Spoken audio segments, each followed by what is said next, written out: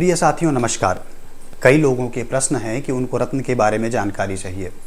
प्रश्न यह है कि रत्न जो धारण किया जाता है वो राशि के अनुसार किया जाता है कि लग्न के अनुसार किया जाता है, और रत्न धारण से क्या वाकई में लाभ होता है। दूसरी चीज़ है कि रत्न पहनने कैसे जाते हैं, रत्न धारण की विधि क्या है। तो इन सब बातों के बारे में हम एक एक करके चर्चा करेंगे। अंत तक वीडियो देखेंगे आप तो आपको इस वीडियो में रत्न से संबंधित सभी जानकारी मिल जाएगी। तो सबसे पहले बात करते हैं कि राशि से रत्न धारण किया जाता है कि नहीं किया जाता है।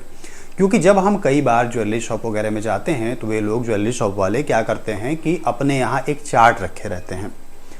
आपकी ये राशि है तो ये पहन लीजिए, जैसे आपकी मेष राशि है तो मूंगा पहन लीजिए, वृष राशि है तो डायमंड पहन लीजिए, मिथुन राशि है तो पन्ना पहन लीजिए। ऐसे ही वो लोग बता देते हैं।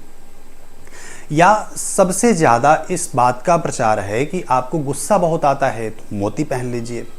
इस तरह से रत्न कभी भी धारण नहीं करना चाहिए। देखिए, सबसे पहले रत्न को समझते हैं कि इसे पहना क्यों जाता है।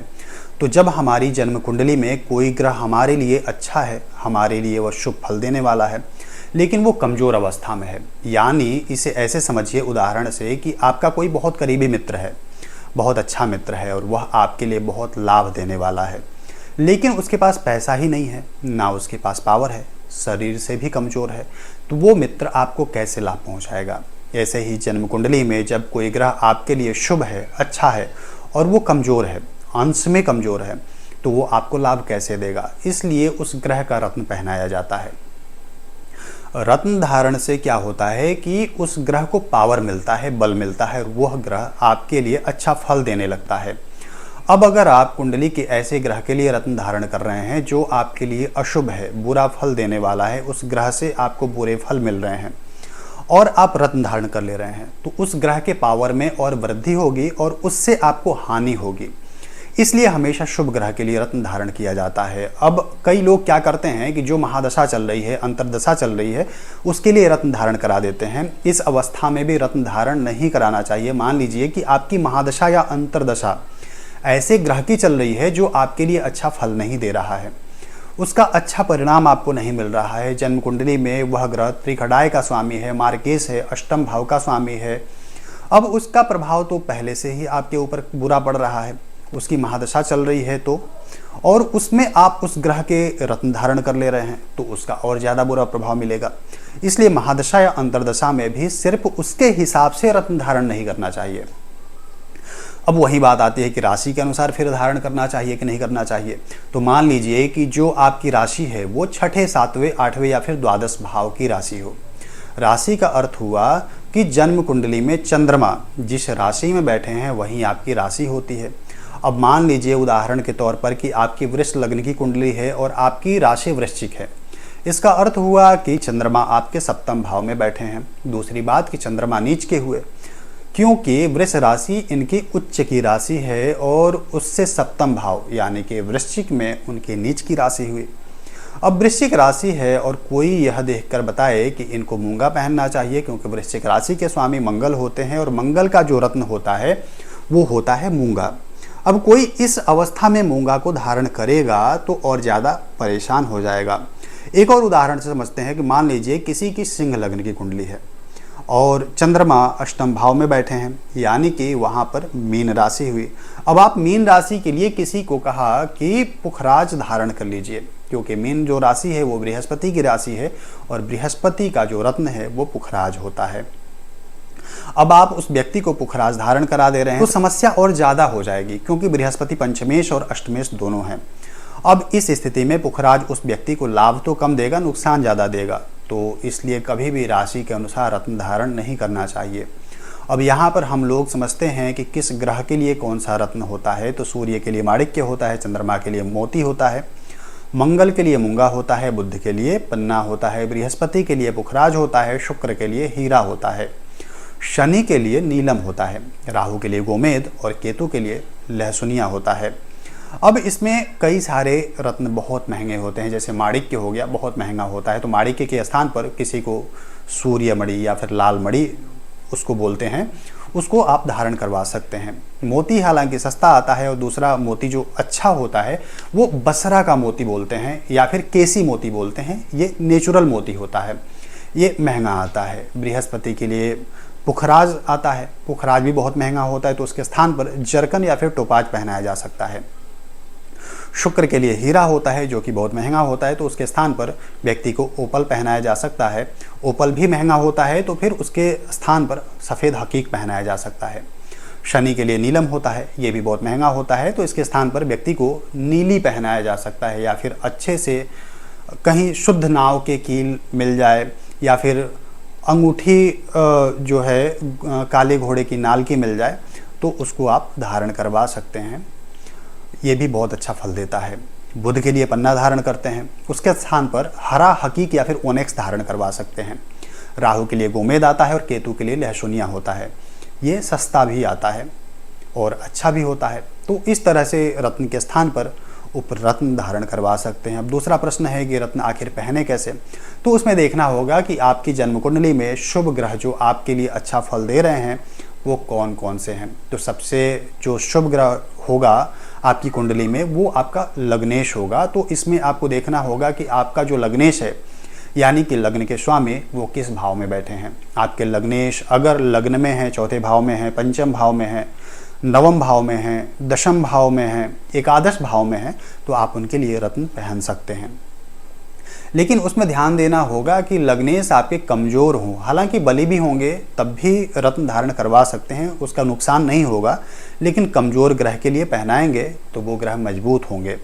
लग्न के बाद में आता है पंचमेश का रत्न, ये भी आप धारण करवा सकते हैं, लेकिन इसमें ध्यान देना होगा कि पंचमेश की दूसरी राशि किसी अशुभ घर में ना हो। जैसे अभी हमने बात की थी सिंह लग्न की, तो सिंह लग्न में पंचमेश बनते हैं देवगुरु बृहस्पति, और उनकी दूसरी राशि अष्टम भाव में पड़ती है। इस स्थिति में आपको ध्यान देना होगा कि बृहस्पति कमज़ोर हों और किसी शुभ घर में बैठे हों, और अंश में कमज़ोर हों, नीच के ना हों।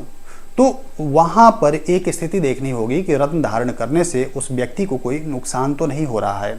तो यहाँ पर बृहस्पति का रत्न भी आप धारण करवा सकते हैं या कर सकते हैं। लग्नेश, पंचमेश और नवमेश अगर सूर्य या चंद्रमा हैं और वे किसी अशुभ भाव में नहीं हैं, तो इनके रत्न धारण कर सकते हैं, क्योंकि इनकी दूसरी राशि नहीं होती है। नवमेश का रत्न भी धारण किया जाता है, नवम भाव के स्वामी का रत्न। इसमें भी इस बात का ध्यान देना होगा कि जो नवमेश हैं उनकी जो दूसरी राशि है किसी अशुभ घर में तो नहीं है। कुछ परिस्थितियों में चतुर्थ और दशमेश का भी रत्न पहनाया जा सकता है। उसके अलावा दूसरे घर का, तीसरे घर का, छठे घर का, सप्तम, अष्टम, द्वादश, इन घर के जो स्वामी हैं उनका रत्न धारण नहीं करना चाहिए। अब इसके बाद हम लोग बात करते हैं कि किस रत्न को किस दिन धारण करना चाहिए। तो सूर्य का रत्न रविवार को धारण करना चाहिए, चंद्रमा का रत्न सोमवार को, मंगल का रत्न मंगलवार को, बुध का रत्न बुधवार को, बृहस्पति का रत्न बृहस्पतिवार को, शुक्र का रत्न शुक्रवार को, शनि का रत्न शनिवार को, राहु का रत्न शनिवार को और केतु का भी रत्न शनिवार को, या फिर राहु केतु का जो रत्न है उसको बुधवार को धारण किया जा सकता है। रत्न को हमेशा सूर्योदय से लेकर के 1 से 1.5 घंटे के अंदर में, यानी कि सूर्योदय जब हुआ उससे 1-1.5 घंटे के अंदर में उस रत्न को आप धारण कर सकते हैं। या फिर ये पता कर सकते हैं कि जो रत्न आप जिस ग्रह के लिए धारण करने जा रहे हैं उस ग्रह का लग्न, यानी कि हर 2 घंटे में एक लग्न चेंज होता है, तो उस ग्रह का लग्न कब आ रहा है पूरे 24 घंटे में, तो उसमें वो जो लग्न है, जो लग्न का टाइम है, उसमें आप उस रत्न को धारण कर सकते हैं। अब आप एक काम करिए कि रत्न को धारण कैसे किया जाता है उसको समझिए। तो सबसे पहले आप रत्न को ले लीजिए और एक शुद्ध आसन पर बैठ जाइए और एक कटोरी में इस रत्न को रख लीजिए। इसको शुद्ध जल से धो लीजिए। उसके बाद में पंचामृत मिल जाए तो उससे, या फिर गाय का शुद्ध दूध मिल जाए तो उससे इस रत्न को धो लीजिए। फिर शुद्ध जल से धो लीजिए। अगर गाय का भी दूध नहीं मिल पा रहा है तो गंगा जल से धो लीजिए। अब इसको किसी दूसरे पात्र में रख लीजिए और इस पर चंदन लगा लीजिए, धूप दिखा दीजिए, दीप दिखा दीजिए, और उस ग्रह का मंत्र जितनी देर जप सकते हैं जप करिए। जैसे कि सूर्य का मंत्र है ओम घृणी सूर्याय नमः, चंद्रमा का मंत्र है ओम चंद्रमसे नमः, मंगल का मंत्र है ओम अंगारकाय नमः, बुध का मंत्र है ओम बुंग बुधाय नमः, बृहस्पति का मंत्र है ओम ब्रिंग बृहस्पतये नमः, शुक्र का मंत्र है ओम शुंग शुक्राय नमः, शनि का मंत्र है ओम शंग शनैश्चराय नमः, राहु का मंत्र है ओम रांग राहवे नमः, केतु का मंत्र है ओम केंग केतवे नमः। इसके मंत्र का जाप आप मन में जितनी देर कर सकते हैं जप करिए। उसके बाद उस अंगूठी को धारण कर लीजिए। धारण करने के लिए जो उंगली होती है सूर्य के लिए और मंगल के लिए अनामिका उंगली होती है, इसमें धारण किया जा सकता है माणिक्य और मूंगा। मध्यमा में जो ये मिडिल फिंगर होता है, इसमें शनि, राहु और केतु के लिए नीलम, गोमेद और लहसुनिया इस उंगली में धारण किया जा सकता है। तर्जनी उंगली, इसमें पुखराज या फिर ओपल धारण किया जाता है। ओपल को कुछ लोग मध्यमा में भी धारण करते हैं। इसका कारण है कि शुक्र के मित्र हैं शनि और ये उंगली है शनि का, क्योंकि यहाँ पर शनि पर्वत पड़ता है, इसलिए इसमें भी ओपल को धारण कराया जा सकता है। बुध और चंद्रमा के लिए कनिष्ठिका उंगली होती है। पन्ना और मोती इस उंगली में धारण किया जाता है। जिस व्यक्ति का चंद्रमा अच्छा हो और बृहस्पति से भी चंद्रमा के ऊपर शुभ प्रभाव पड़ रहा हो, तो मोती को सोने में बनवा करके और तर्जनी उंगली में धारण करवाने पर और ज़्यादा शुभ परिणाम देखने को मिलता है। तो इस तरह से आप रत्न को धारण कर सकते हैं। कभी भी राशि के अनुसार रत्न धारण मत करिए। कोई भी ऐसे बता दे रहा है कि ये रत्न पहन लो, वो रत्न पहन लो, मत पहनिए। हमेशा किसी अच्छे ज्योतिषी से कुंडली दिखा करके ही रत्न धारण करिए, क्योंकि रत्न लाभ के अलावा नुकसान भी दे सकते हैं। क्योंकि जो चीज़ हमें लाभ देती है, कई बार वही चीज़ किसी किसी को नुकसान भी देती है। रोड के किनारे कई लोग ऐसे बैठे होते हैं जो कोई अंगूठी दे देते हैं कि ये पहन लो, वो पहन लो। कई बार तो ये देखा गया है कि कोई व्यक्ति एक अंगूठी को लेता है और उसका रंग बदल जाता है, तो बोलते हैं कि ये अंगूठी आपको सूट करेगी, जबकि उस अंगूठी में बेचने वाले कुछ लोग केमिकल वगैरह लगा के दे देते हैं जिससे उसका रंग चेंज हो जाता है। तो उसको भी मत धारण करिए। उसके बाद में कभी भी डुप्लीकेट रत्न मत धारण करिए। सभी रत्नों में बहुत सारे डुप्लीकेट आते हैं, उसको मत धारण करिए। या कोई टूटा हुआ रत्न है, जैसे रत्न क्रैक हो गया, उसको धारण मत करिए। कभी भी किसी और का उतारा हुआ रत्न भी धारण मत करिए। किसी और का रत्न, जैसे कि माता पिता का रत्न बच्चे धारण कर सकते हैं, या फिर अपने बहुत करीबी व्यक्ति का रत्न धारण किया जा सकता है, लेकिन उसको भी फिर से धो करके और शुद्ध करके इस प्रक्रिया के अनुसार ही, जैसे हमने भी थोड़ी देर पहले बताया है, वैसे धारण किया जा सकता है। अब इसमें कुछ लोग ये पूछते हैं कि रत्न का कितने दिन बाद प्रभाव समाप्त हो जाता है, उसकी ऊर्जा समाप्त हो जाती है। तो किसी भी रत्न की ऊर्जा कभी भी समाप्त नहीं होती है। आप रत्न को हमेशा धारण कर सकते हैं, बशर्ते वो टूट ना गया हो या उसका रंग परिवर्तित ना हो गया हो। हाँ, अगर आप कभी उस रत्न को धारण करके शमशान चले गए हो या किसी अपवित्र स्थान पर चले गए हैं, तो वापस आकर के उस रत्न को निकाल करके रख दीजिए और अगले दिन उसको धो करके सही से, और जो प्रक्रिया है ग्रहों का जप करके और शुद्ध वगैरह करके, जो अभी हमने बताया है, उस तरह से फिर से धारण कर लीजिए। रत्न की ऊर्जा कभी भी समाप्त नहीं होती है, लेकिन कोशिश करिए कि बहुत ज़्यादा रत्न धारण मत करिए, क्योंकि किसी भी व्यक्ति को ज़्यादा से ज़्यादा 2 या 3 रत्न ही सूट कर सकते हैं, क्योंकि किसी के भी जन्म कुंडली में सारे ग्रह शुभ नहीं हो सकते हैं। ज़्यादा से ज़्यादा 3 ग्रह ही किसी का शुभ हो सकता है। कुछ लोग नवग्रह की अंगूठी पहनते हैं, हालांकि उसमें बहुत छोटे छोटे स्टोन लगे होते हैं और वो उंगली से टच भी नहीं करता है, तो उसका कोई प्रभाव नहीं मिलता है, लेकिन उसको भी धारण नहीं करना चाहिए, क्योंकि उससे कोई लाभ नहीं होता है। एक प्रश्न ये आपके मन में आ सकता है कि पैसे के अभाव में या अगर रत्न धारण नहीं करना चाहें तो क्या उपाय कर सकते हैं।